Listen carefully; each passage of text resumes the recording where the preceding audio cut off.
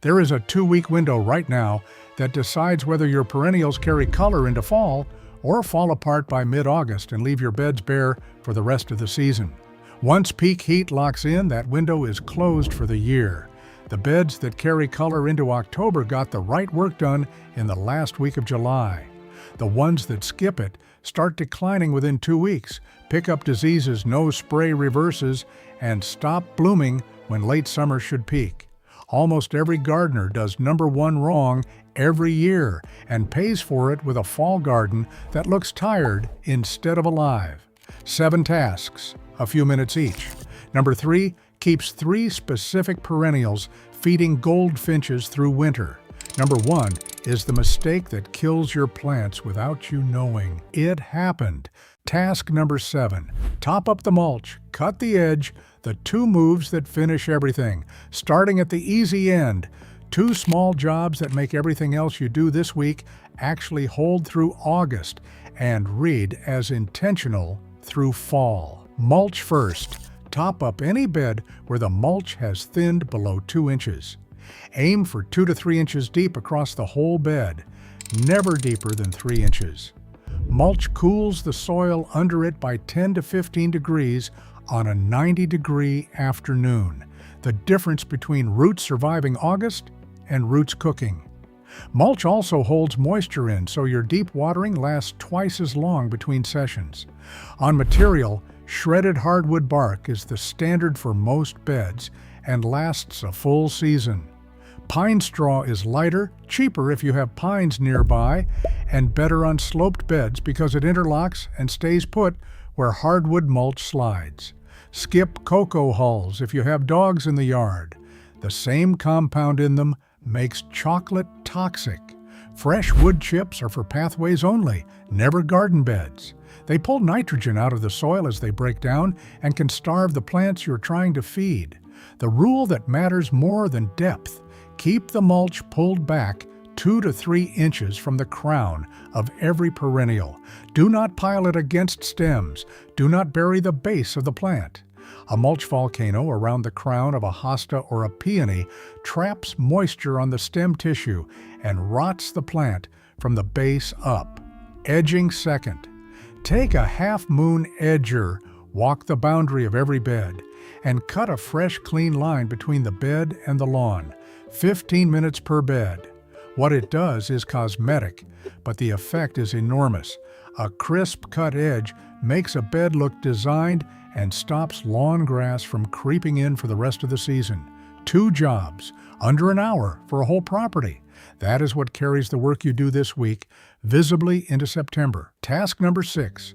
Do not divide in this heat. Mark for September. You have a coneflower clump, a daylily clump, a hosta clump that is clearly overgrown. The interior gets woody, blooms drop off, growth slows down. Division is exactly what it needs, just not now. Extension trials on echinacea divisions show more than 60% mortality when soil temperatures sit above 80 degrees. Root shock plus heat shock plus dehydration on top of freshly cut roots is too much for most perennials to survive. Even the ones that make it through August come back weaker the next spring. The fix is a 10-second job. Take a bamboo stake, a plant tag, or a piece of surveyor's tape. Push it into the ground next to every clump that needs division. Walk away. Come back in the 3rd week of September when soil temperatures have dropped, night air has cooled, and the plant is naturally pulling sugars from the leaves back into the roots for winter storage. Divide then. Recovery in fall is dramatically better than in summer, and the divisions come back full and strong in spring. One thing to know before September: the perennials that tolerate an early September division are bearded iris, which actually prefer late August through early September. Daylilies, coneflower, black-eyed Susan, hostas, Siberian iris, and sedum. These pull sugars into their roots fast enough that early September gives them 6 weeks of root recovery before first frost. The perennials that do not tolerate September division and need to wait until spring are peonies, which never move in fall: bleeding heart, oriental poppy, hellebore, and every ornamental grass. Divide any of these in September and you lose the flower show next year, sometimes lose the plant entirely. And one prep mistake I still see gardeners make every fall: dig the new receiving hole before you pull the mother clump. Have the transplant spot open and waiting. Get the divisions in the ground within 30 minutes. Every minute bare roots sit exposed to sun and dry air. You lose recovery time you cannot get back. That is it. Marking a plant in July for a September job is the whole task. Doing it now buries the roots you are trying to save. Task number 5, walk every bed. August is when 3 problems all peak at once. Late July and August is when 3 garden problems all peak simultaneously. And if you catch them in the first week, they are still small enough to fix in 10 minutes. Miss them by 2 weeks and they take the rest of your season. Powdery mildew shows up as a fine, dusty white coating on the leaves of tall garden phlox, monarda, peonies, some hardy geraniums, anything with dense foliage in a spot with poor air circulation. Once you see it, remove the worst affected leaves and drop them in the trash, not the compost. Thin the interior stems on any overcrowded clump. Cut out the weakest 1/3 of stems so air passes through the center of the plant. Weed around the base for airflow at ground level. Water at the base, never overhead. That is the whole cultural fix, and it works better than any spray. Spider mites hit when the air gets hot and dry. Look on the underside of leaves for a very fine, faint stippling, tiny yellow dots, and sometimes almost invisible webbing between the leaves. Blast the plant with a strong spray of water from the hose, aimed at the undersides, every 2 to 3 days for a week. That physical dislodging breaks the life cycle. Serious infestations get an insecticidal soap spray on the leaf undersides in the evening. Japanese beetles are the third one. Peak flight July through mid-August. They land on roses, hardy hibiscus, cannas, some perennials. Feed in groups because damaged leaves release scent signals that attract more beetles from the surrounding yards. Bucket of water and dish soap first thing in the morning while they are still cool and slow. Flick them straight into the soap. Never buy a pheromone trap. All the trap does is lure every beetle from 3 houses over into your yard. Walk every bed once every 2 or 3 days for the rest of July. 10 minutes. That is what stops a small problem becoming an August disaster. Task number 4. Water deep. Water in the morning. Water at the ground. There is a whole category of August perennial death that is not disease, not heat, not pests. It is just watering the wrong way. 3 things gardeners do that turn shallow-rooted plants into casualties by the 2nd week of the month. Watering every day lightly, a quick pass with a hose to wet the top of the soil. That water evaporates by noon. It never reaches the roots 6 to 12 inches down, where a mature perennial actually drinks. The plant learns there is nothing deep, so it never sends roots deep. The first 3-day dry spell drops it. Watering in the evening. Wet leaves after sundown do not dry until mid-morning. That is 10 hours of moist foliage in warm night air. It is the exact condition powdery mildew, leaf spot, and crown rot need to establish. You feed the disease directly.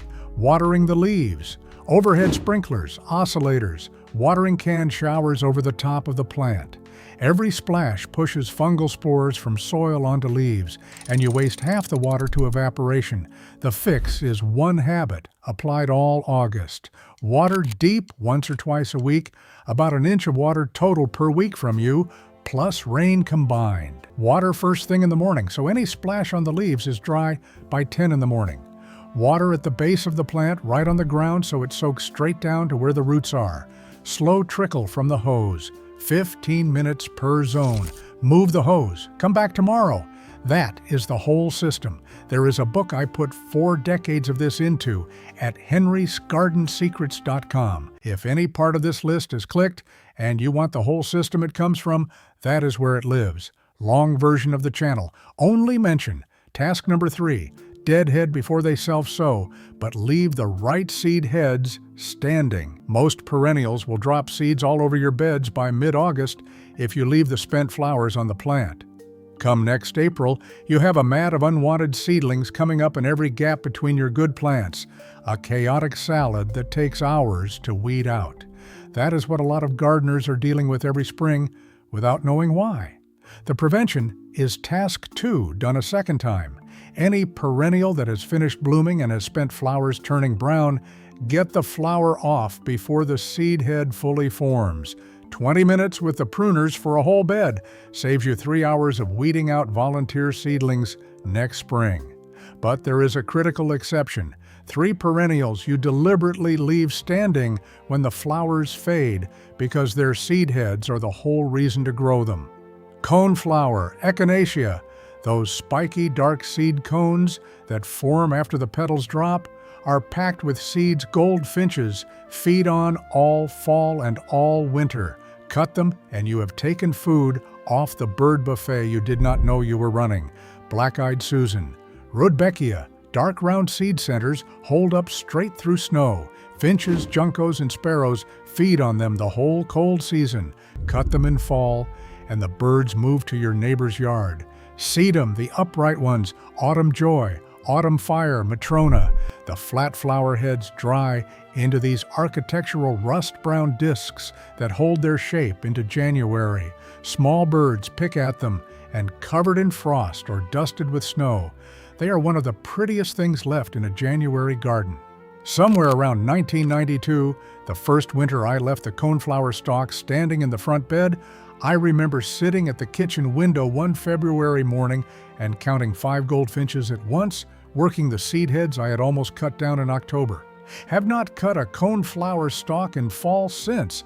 That is one small habit that keeps a garden alive through the coldest months. Deadhead everything else. Leave those 3 standing. That is the rule. Task number 2. Deadhead in the right place and cut back the tired ones by 1/3. This is the single change that gets you a second wave of bloom in September instead of a bare bed. And almost every gardener over 60 is doing half of it, the easy half, and skipping the half that actually works. The easy half is deadheading. Snip off the spent flower, done, 2 seconds per stem. Most gardeners do that much. The problem is where they snip. They cut just under the dead flower and leave a bare, headless stalk sticking straight up out of the plant. The stem still looks alive to the plant, so the plant keeps feeding it, but nothing ever flowers there again. All that food goes to a dead pole. The fix takes 5 extra seconds. Follow the spent flower stem down with your eye until you hit the next set of healthy leaves, usually 4 to 8 inches below the dead head. At that junction, you will see the next flower bud already forming. Cut just above that lateral bud. The plant redirects the wasted energy into the side bud, which opens as a fresh flower in about 10 days. Now the half most gardeners skip.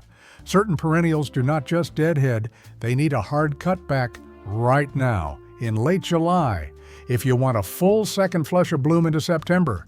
Catmint, salvia, hardy geranium, coreopsis, threadleaf coreopsis. If any of those have finished their main flush and look leggy, tired, or sprawled open in the middle, cut the whole plant back by 1/3.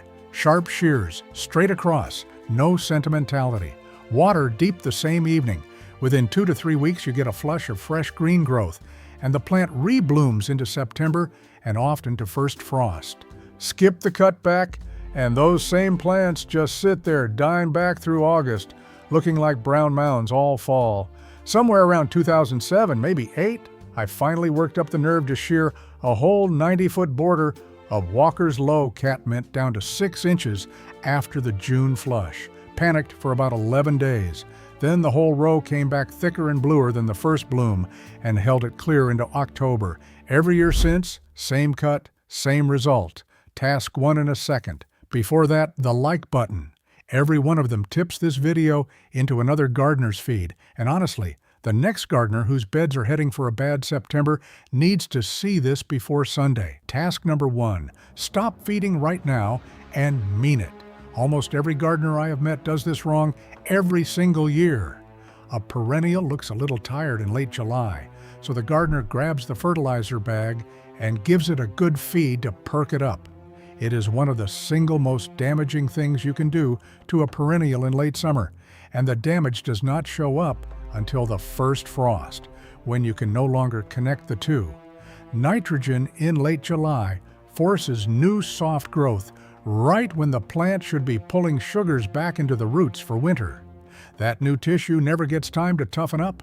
The first cold snap ruptures the soft cells, the whole flush blows apart, and the roots did not store what they needed. Some plants die outright. The survivors come back smaller the next spring.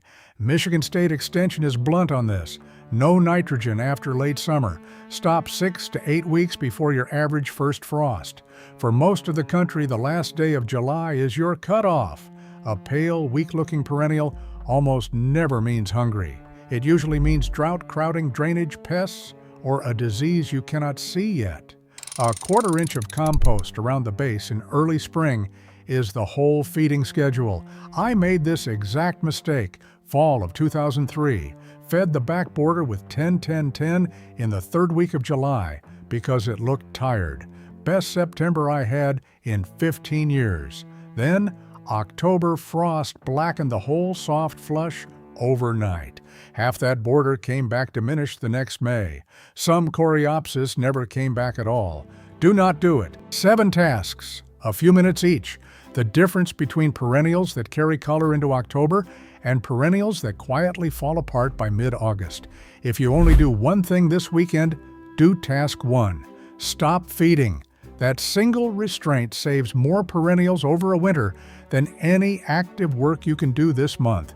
Drop your zone and which task you are running tomorrow morning in the comments. I read every one.